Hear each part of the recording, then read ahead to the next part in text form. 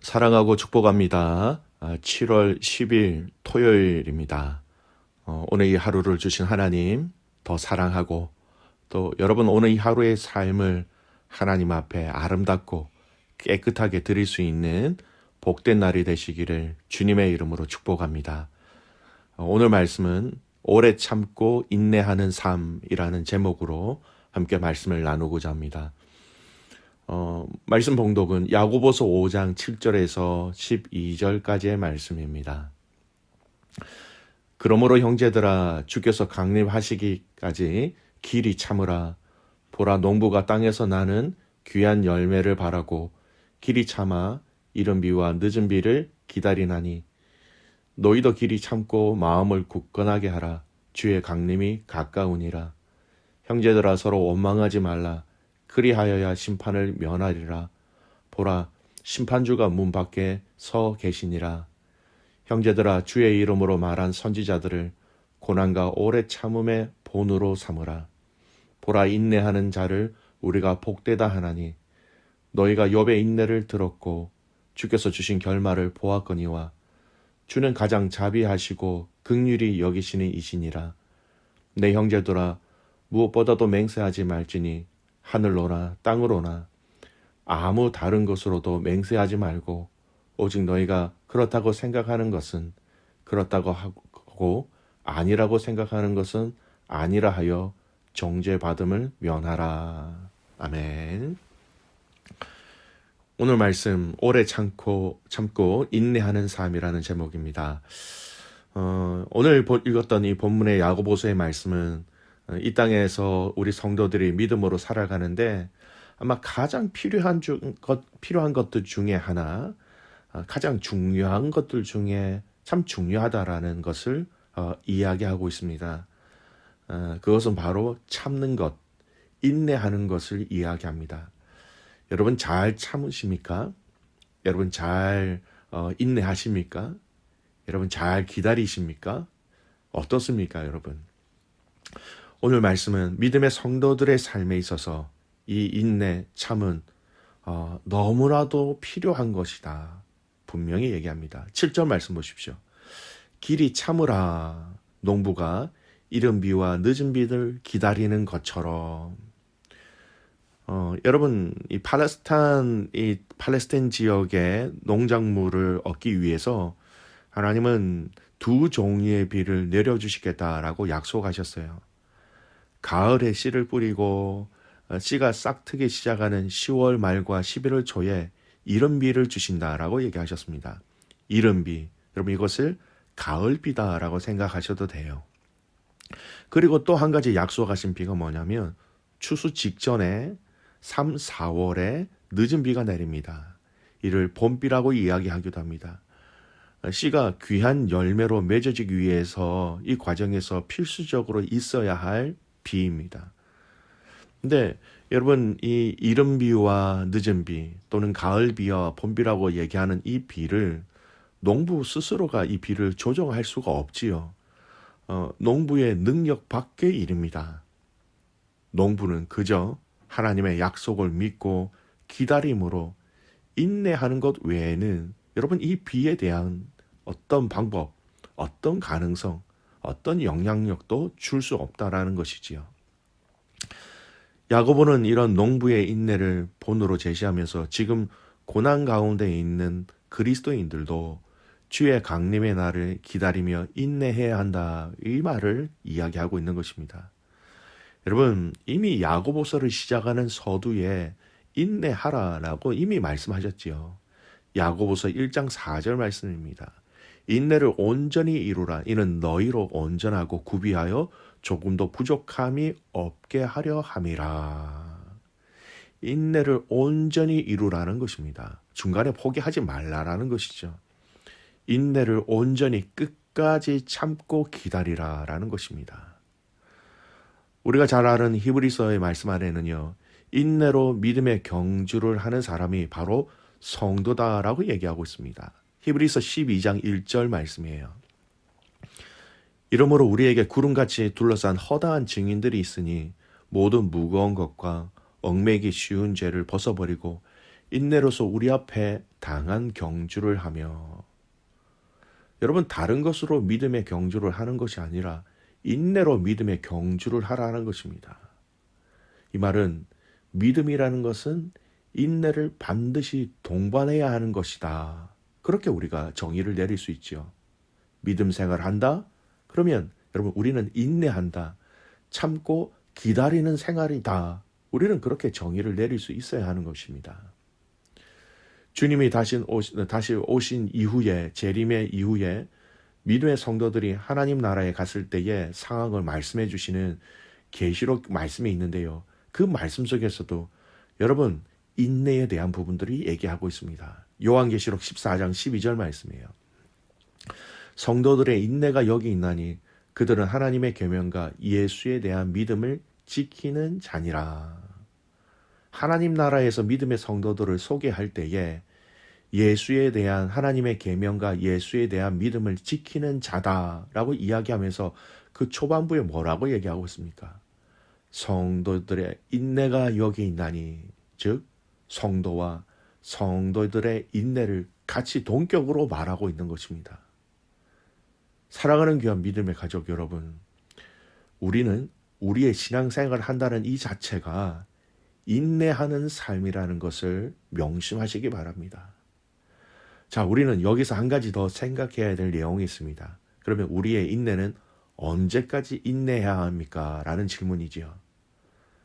이 질문에 대한 답은 7절에서 얘기합니다. 7절 말씀 보시면 주께서 강림하시기까지, 우리 예수님이 다시 오실 때까지입니다. 여러분, 우리의 신앙생활의 끝은 이 땅에서의 우리의 그 기도의 응답이 다 이루어질 때가 아니라는 것을 알아야 합니다.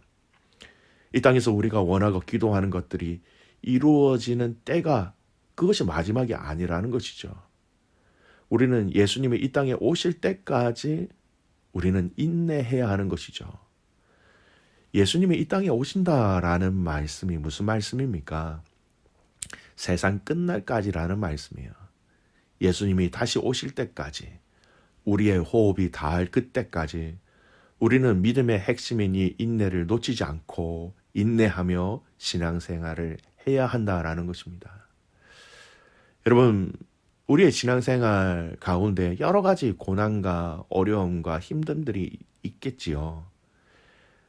믿음의 고개를 한 고개 넘어가면 끝날 것 같았지만 여전히 우리 앞에 넘어가야 할 고개가 있다라는 것을 우리는 알아야 합니다. 여전히 그 고갯길을 올라가고 있는 믿음의 가족들이 지금도 있을 것입니다. 이 오르막을 언제쯤 극복할 수 있을까? 나에게 언제쯤 내리막이 있을 수 있을까? 평탄한 길이 언제쯤 나에게 주어질까? 여러분, 이 믿음의 고갯길을 올라가고 또 넘어가도 또 기다리고 있는 것은 끊임없이 우리 앞에 있는 믿음의 고갯길이 있다라는 것이죠.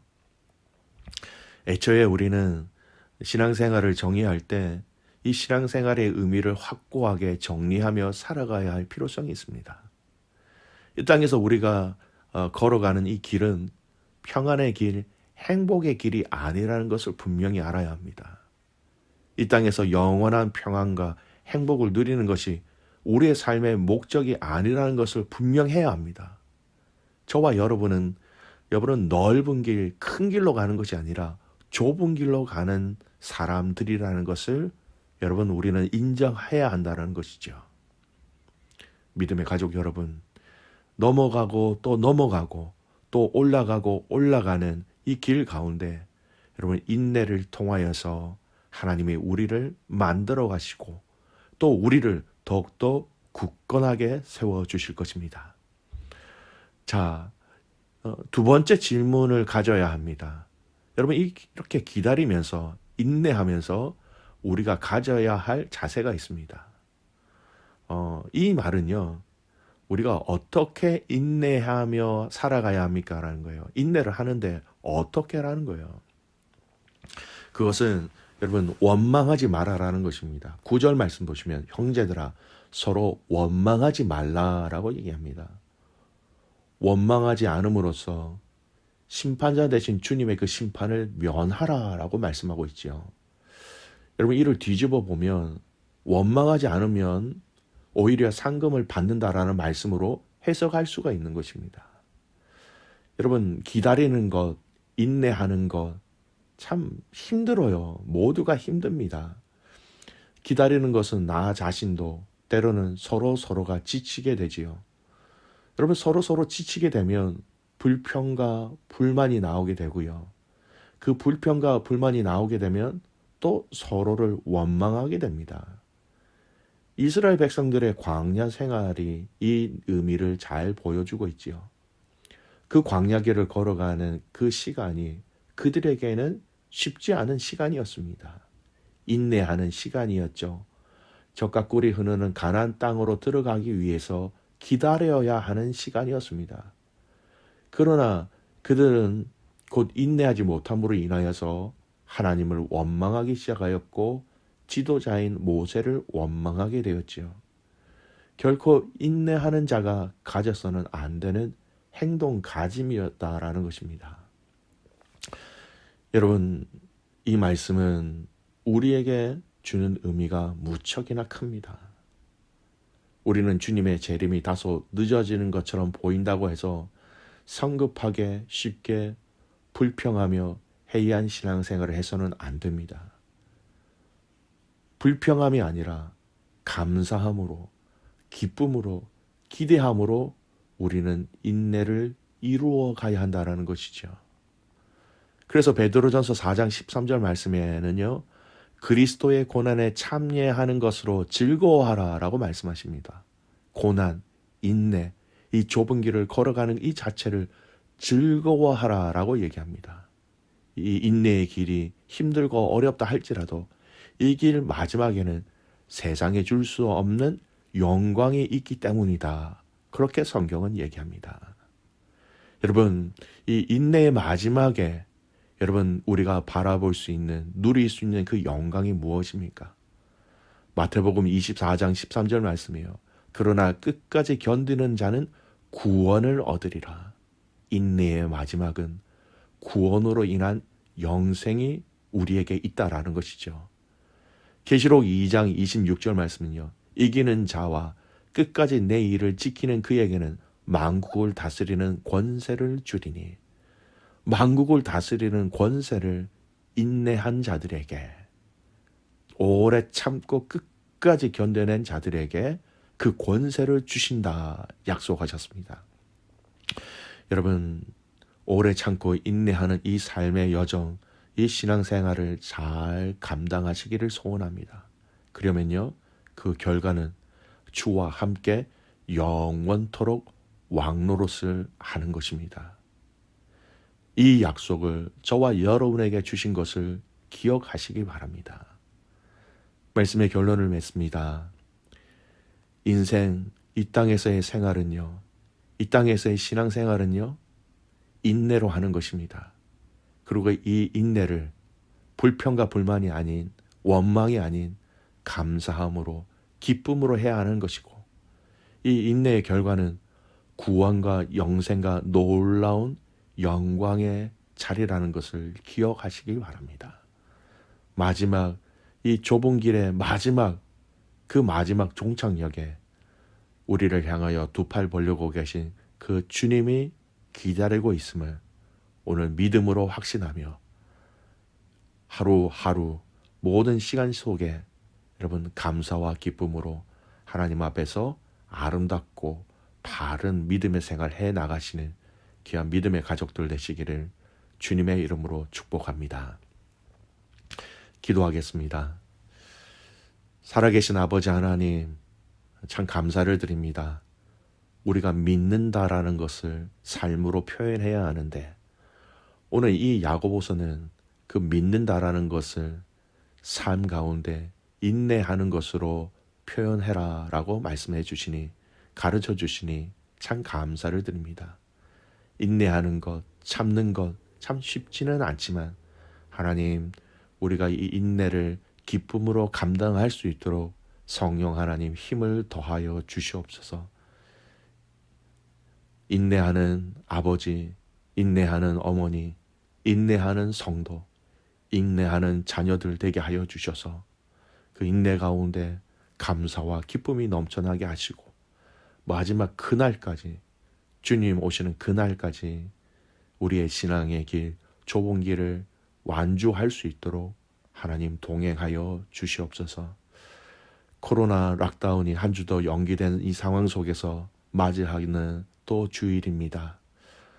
비록 우리가 함께 모이지는 못하지만 하나님, 그 모든 상황과 환경 가운데 각자 처소에서 온라인을 통해서 예배할 때에도 이 모든 것을 뛰어넘는 하나님의 은혜를 우리에게 부어 주시옵소서.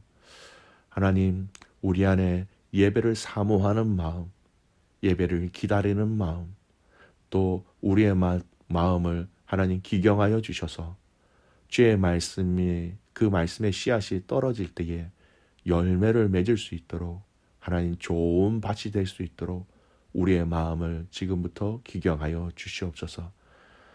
하나님, 온라인 예배 드리는 데 있어서 악한 것들이 틈타지 아니하도록 지혜롭게 먼저 준비하게 하시고 어린 아이부터 노년에 이르는 모든 믿음의 가족들까지 예배 가운데 임재하신 하나님을 기억하게 하여 주시옵소서.